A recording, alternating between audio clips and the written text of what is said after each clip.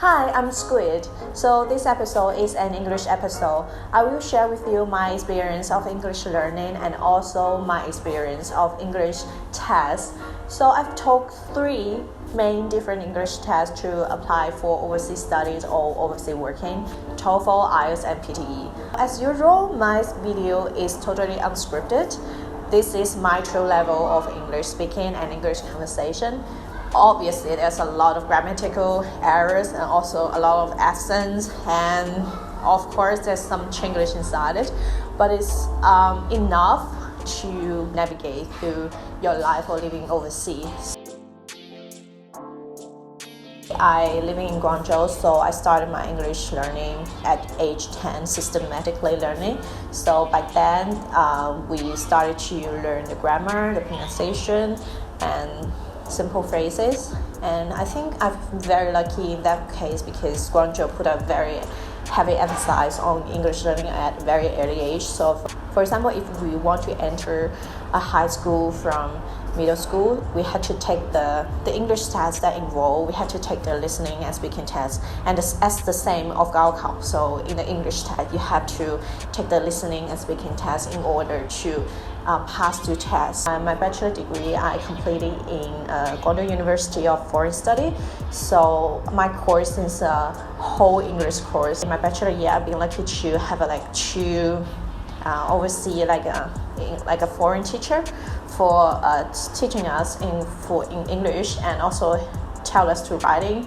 And as GDUFS is really famous for its English learning, so every major in that university has to learn English very hard. So for example, we were asked to be taking a listening practice every morning since freshman year and sophomore year. Of course, nobody is taking the full practice. So the 4 aspects of English: conversation, reading, listening, speaking, and writing. I've had a very good level of those 4. There's no one of them is pretty good and one of them is pretty bad.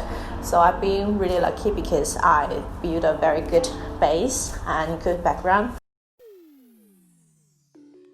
The 3 tests have different difficulties, and I started from TOEFL, and I still think for this day TOEFL is the toughest test of those 3 because it asks you have a very great ability of listening. So in the listening test of the TOEFL, if you've taken it, you can't see the question and the multiple choices when you are listening to a recording. You have to take a very good note in order to help you to get a high score of TOEFL listening. So I think that's the most difficult part of the whole test. And of the topics that TOEFL choose for example, for reading, is a lot of like astronomy, biology. There's a lot of terms, a specific term. It's pretty difficult to grab it, and the vocabulary range of TOEFL is quite big.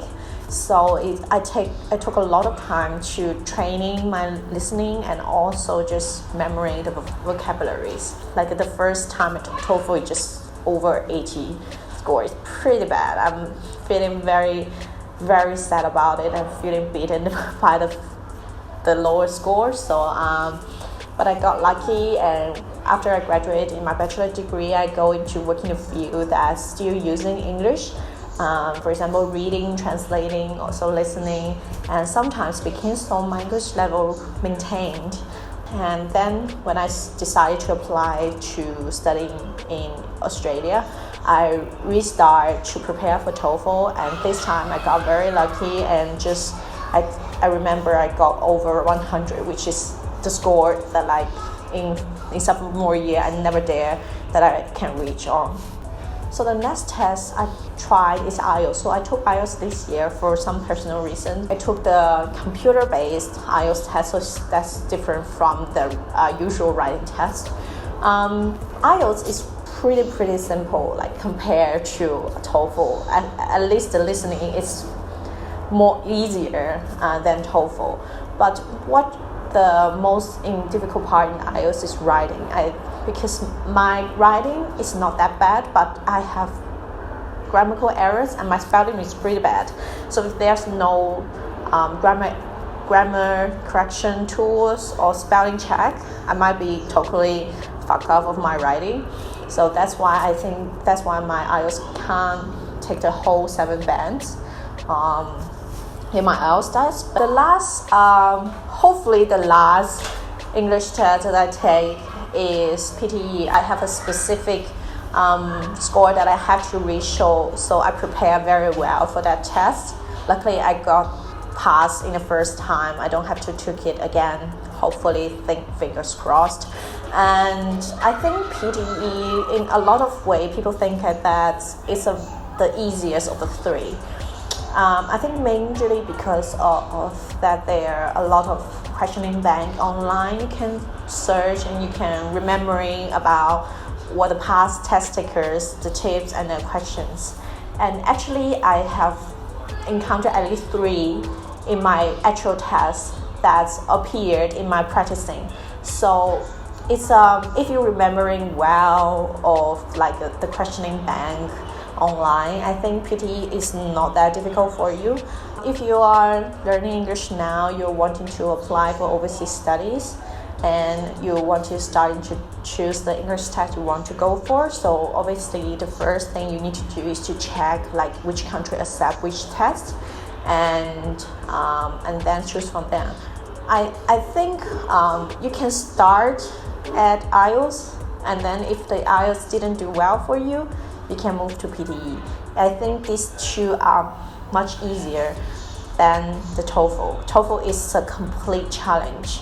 So, but for my case, I think if you go to study TOEFL in very, very hard way and you treat it very, very seriously, your English level would just fly over the roof.